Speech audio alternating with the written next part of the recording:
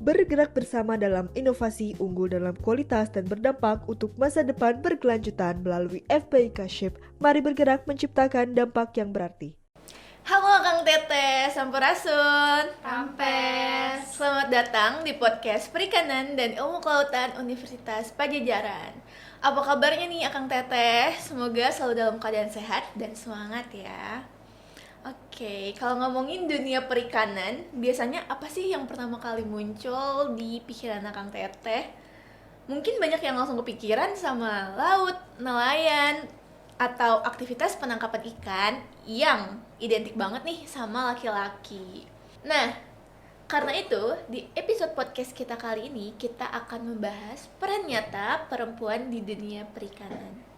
Tapi sebelum kita ke sesi diskusi, tak kenal maka kata sayang, perkenalkan, aku Zahwa Laitisya, mahasiswi perikanan angkatan 2023 yang bakal nemenin Akang Teteh di podcast kali ini. Dan hari ini aku tuh nggak sendirian Akang Teteh. Di sini aku ditemenin sama dua teteh-teteh cantik dari perikanan 23. Boleh kita panggil dan boleh perkenalan. Halo teteh-teteh. Halo. Boleh dong perkenalan mungkin ya, kenalin diri dulu dan boleh mungkin sedikit diceritain kenapa sih tertarik sama isu perempuan di bidang perikanan ini. Oke, aku dulu ya.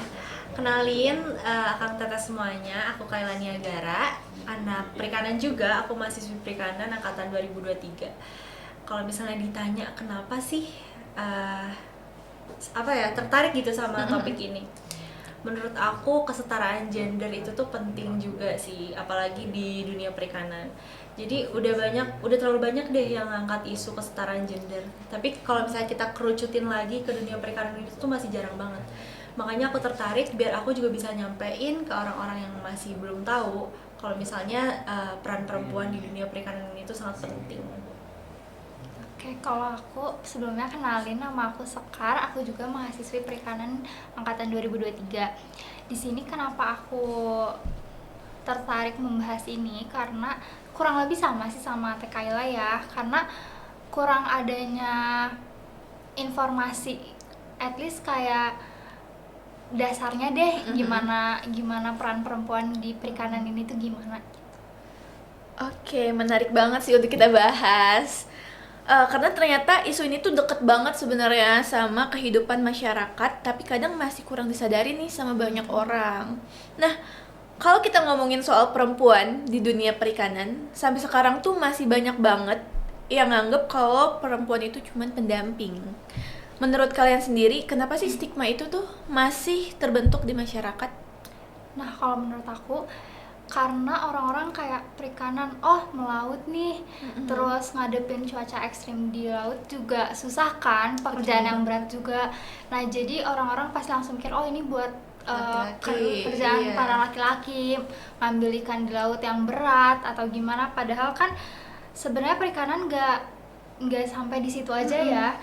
Ada pengolahan, habis itu pemasaran, terus pembersihannya pun pasti bakalan ada campur tangan perempuan juga ya, gitu.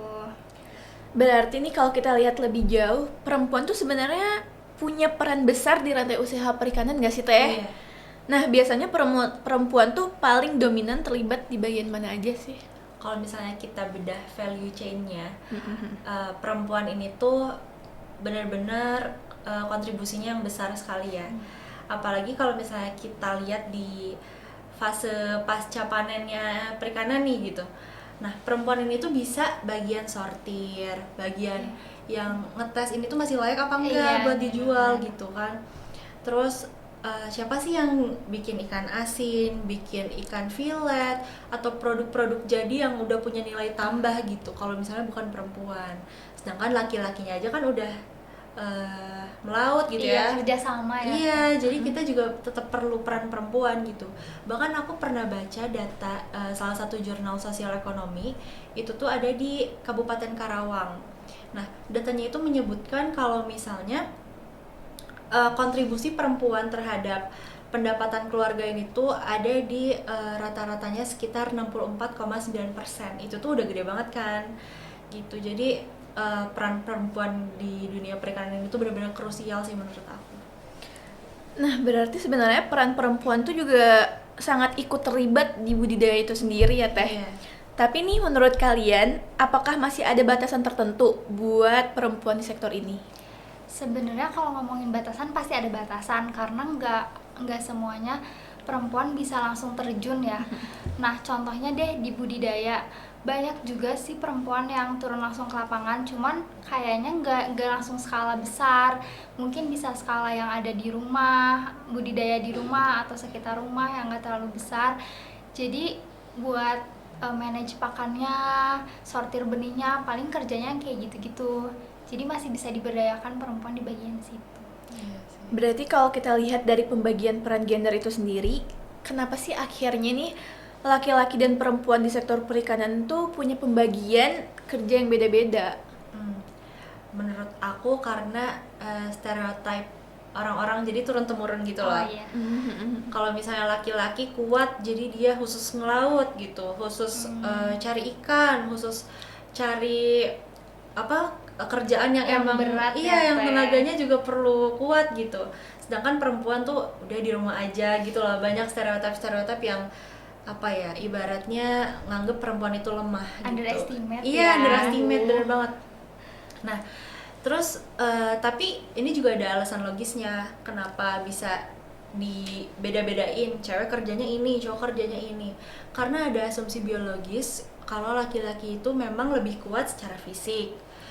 Contohnya kayak dia tuh bisa loh, laki-laki tuh bisa kerja keras di alam liar, contohnya kayak Di laut laut lepas. lepas gitu, benar. Apalagi kalau misalnya cuaca yang nggak memungkinkan gitu, laki-laki tuh emang dibentuk mungkin mentalnya lebih kuat gitu ya secara kerja gitu.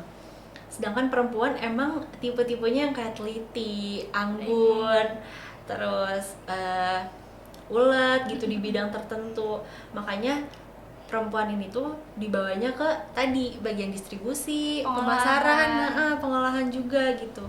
Jadi sebenarnya itu sih hal-hal yang bikin kenapa sih perempuan beda-beda, karena menurut aku sendiri punya job desk-nya masing-masing, terus ada kelebihan dan kekurangannya masing-masing gitu sih. Oke, nah sebenarnya kalau kita ngomongin akses terhadap modal, terus juga terhadap teknologi ataupun pelatihan, menurut kalian sendiri, apakah perempuan sekarang tuh sudah punya akses yang setara dengan laki-laki? Kalau menurut aku akses belum setara. Kenapa belum setara? Karena masih banyak pelatihan atau program-program yang mungkin ada banyak kualifikasinya lebih ke laki-laki. Karena ya balik lagi pekerjaan kayak kerja keras, kerja berat tuh lebih dominan ke laki-laki, sementara untuk pekerjaan yang pekerjaan sampingannya tuh susah untuk perempuan. Paling ya udah pengolahan itu aja gitu loh, nggak bisa nge-ekspor untuk perempuannya gitu. Terus kalau misalkan modal juga pasti terbatas, karena kalau misalkan ada pelatihan kan nextnya juga tetap harus butuh modal ya, mau Bener ngapa-ngapain banget. gitu. Jadi tanggung ya. Iya. Sih. Berarti kalau kita lihat tuh sebenarnya akses kita tuh masih sangat terbatas banget ya Teh buat Terbatas perempuan. banget. Tapi sebenarnya dampak ke usaha atau kesejahteraan perempuan itu sendiri tuh biasanya seperti apa sih? Kalau misalnya tadi kan kita udah tahu lah ya, kalau misalnya ternyata di Indonesia ini tuh masih terbatas ya fasilitasnya, teknologinya, terus pengakuan dan validasi dari orang-orang pun tentang perempuan ini masih terbatas banget kan. Nah, apa sih dampaknya kalau misalnya aksesnya terbatas, modalnya terbatas, teknologinya terbatas? Aksesnya adalah perempuan nggak bisa upgrade.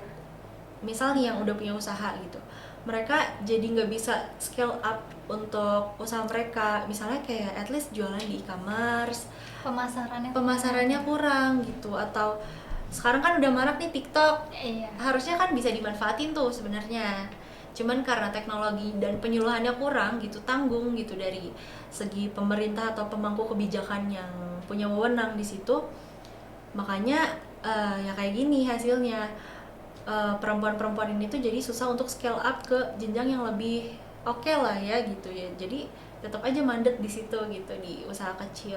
Nah mirisnya lagi tuh bahkan sampai ada yang kebergantungan sama rentenir. Oh, parah sih itu. Iya, karena mereka nggak dapat modal, akhirnya mereka kebergantungan sama orang lain gitu. Hasilnya ya mereka dapat marginnya tipis banget, padahal mereka yang nambahin nilai dari pendapatannya. nambahin nilai dari produk-produknya itu tuh sebenarnya mereka kan. Cuman kasihannya karena mereka kebergantungan sama orang lain gitu sih. Tapi sejujurnya tuh menarik banget sih, karena ternyata pengaruh budaya juga cukup besar ternyata ya. Nah, menurut kalian nih, kenapa pengakuan formal terhadap perempuan di sektor perikanan tuh sebenarnya masih rendah? Nah, kalau ngomongin pengakuan sih, ini ya karena perempuan tuh kerjanya di darat sebenarnya kayak nggak terlalu kelihatan gitu loh, dibanding kerja yang langsung ke laut ambil ikannya. Nah jadi ya udah, oh iya perempuan kerja buat ini, tapi nggak terlalu di highlight itu loh. Cuman aku pernah baca artikel dari Aruna, pokoknya PT Perikanan Indonesia gitu, dia bilang kalau misalnya KKP juga ada data 100 ribuan lebih perempuan tuh pemangku usaha UMKM di Indonesia tentang perikanan juga gitu. Berarti ya sebenarnya banyak, kalau misalnya emang banyak yang instansi yang banyak nge-highlight terus ngedata itu gimana. Tuh, berarti masih banyak yang belum ke data ya? Iya sih. Di situ mungkin jadi jadi harus ditekan terus nih gitu biar perempuan ini terus berdaya gitu. Tapi di sisi lain, kalau perempuan diberdayakan dan didukung dengan baik, sebenarnya dampaknya sebesar apa sih buat keluarga maupun masyarakat? Kalau misalnya didukung dengan baik ya, dengan segala fasilitas yang udah terpenuhi gitu. Misalnya semua di Indonesia udah merata. Kalau misalnya dari opini aku pribadi, pasti itu sangat berpengaruh dan mungkin efeknya domino gitu ke keluarga, ke masyarakat, ke orang-orang sekitarnya, mungkin akan terbantu juga gitu.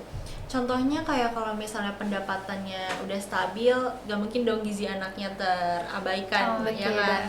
Pasti gizi anak tercukupi, terus pendidikan juga akan lebih layak, terus jenjangnya juga mungkin akan lebih tinggi gitu, minimal sarjana atau SMA juga nggak apa-apa, yang penting mereka punya pendidikan gitu, dibandingkan gak sama sekali. Itu juga bisa jadi efek yang oke banget kalau misalnya perempuan berdaya. Terus juga biasanya kan perempuan nih suka ini ya, ngurus keuangan gitu, pintar biasanya. Pintar banget sih, sepakat deh kalau itu. Nah, karena lebih detail-detail itu, makanya perempuan ini tuh justru bakal hampir 100% uang yang ada, yang dihasilin itu diputar buat keluarga lagi. Akhirnya ada tabungan, ada uang arjen gitu, kalau misalnya suaminya lagi nggak bisa melaut, kita punya cadangan uang nih gitu. Nah itu tuh biasanya yang ngatur perempuan. Jadi kalau diibaratin, perempuan itu menteri keuangan dan menteri pertahanan untuk keluarga gitu. Sebenarnya perempuan tuh serba bisa nggak sih Teh? Iya betul. Benar. Kalau kita lihat dari sisi kebijakan pemerintah itu sendiri, apakah menurut Teteh nih program-program yang ada sekarang sudah cukup mendukung perempuan di sektor perikanan? Kalau program sih belum sangat mendukung. Kenapa? Karena misalkan kebutuhan masyarakatnya A tapi programnya B, jadi kan nggak memenuhi kebutuhan masyarakat, sementara masyarakat di situ pun butuh programnya tuh yang lain gitu loh, jadi nggak sejalan. Terus kalau misalnya ada pelatihan pun kayaknya pelatihannya nggak sampai akhir gitu loh, sampai si nelayannya bisa melaut sendiri atau gimana, jadi ya udah setengah-setengah aja gitu. Iya, pelatihannya. Menarik banget sih pembahasan kita, tapi sayangnya ini udah masuk ke pertanyaan terakhir untuk sesi diskusi kita hari ini. Kalau peran perempuan terus diabaikan di sektor perikanan, dampak jangka panjang itu bakal seperti apa sih Teh? Pincang, ya nggak sih? Iya. Kita kan di Indonesia punya sektor perikanan yang benar-benar luas, dari segi tangkap atau KJA atau budidaya, semuanya kita punya gitu ya sebenarnya di Indonesia. Tapi kalau misalnya perempuan terus diabaikan, nggak divalidasi, nggak dianggap, dan nggak ditaruh di tempat yang benar gitu ya istilahnya, perempuan ini tuh bakal kehilangan perannya aja gitu perikanan ini tuh. Karena ya tadi yang udah aku sebutin, yang udah Teh Sekar sebutin juga, kalau misalnya perempuan ini tuh banyak perannya dari segi pemasaran dan lain-lain lah, udah kita bahas tadi ya. Nah, kalau misalnya nggak ada perempuan dan misalnya nih kayak perempuan udah nggak kepake gitu, perempuan misalnya akan pergi nih dari sektor perikanan, terus sektor perikanan siapa lagi yang mau ngurus, sedangkan laki-laki udah fokus di laut gitu. Bener banget. Gitu sih. Jadi nurunin semangat perempuannya Iya ya, benar. Kesannya kita nggak dibutuhin, ya udahlah misalnya pergi gitu. Apalagi kalau bisa perempuan suka bad mood gitu kan. Padahal kalau kita lihat ya dari zaman dulu, nenek moyangku tuh seorang pelaut nggak sih Teh? Bukan kakek moyang. Iya kan, bukan kakek moyang tapi nenek moyangku. Iya. Oke. Dari obrolan kita hari ini, kita bisa lihat kalau perempuan di dunia perikanan itu bukan cuma sekadar pendamping, tapi benar-benar punya kontribusi nyata dari hulu sampai ke hilir. Bahkan dampaknya bukan cuma ke ekonomi, tapi juga dampaknya ke kesejahteraan keluarga dan masyarakat pesisir. Oke, mungkin boleh banget nih kasih pesan terakhir untuk perempuan-perempuan di Indonesia dari Teh Sekar dan Teh Kayla. Kalau dari aku, apapun perannya, perempuan itu sangat penting. Jangan patah semangat juga buat para perempuan di sana yang emang belum tervalidasi atau belum dianggap sama orang lain, tapi kalian itu berharga. Jadi buat orang-orang, buat kalian yang nonton, stop rendahin perempuan, stop abaikan perempuan, karena perempuan itu juga punya peran. Bener banget. Kalau dari aku pesan-pesannya mungkin sama ya sama Teh Kayla, sangat setuju dengan apa yang Teh Kayla bilang. Oke, terima kasih banget nih untuk Teh Kayla dan Teh Sekar yang hari ini udah sharing dan ngobrol bareng sama kita. Dan tentunya terima kasih juga untuk Akang Teteh yang udah menyaksikan podcast ini sampai selesai. Semoga podcast kita kali ini membuka perspektif baru buat kita semua tentang pentingnya untuk menghargai dan mendukung peran perempuan di dunia perikanan. Aku Zahwa Laitisya, pamit undur diri, sampai ketemu di podcast berikutnya. Hatur nuhun Akang Teteh. Hatur nuhun. Dadah.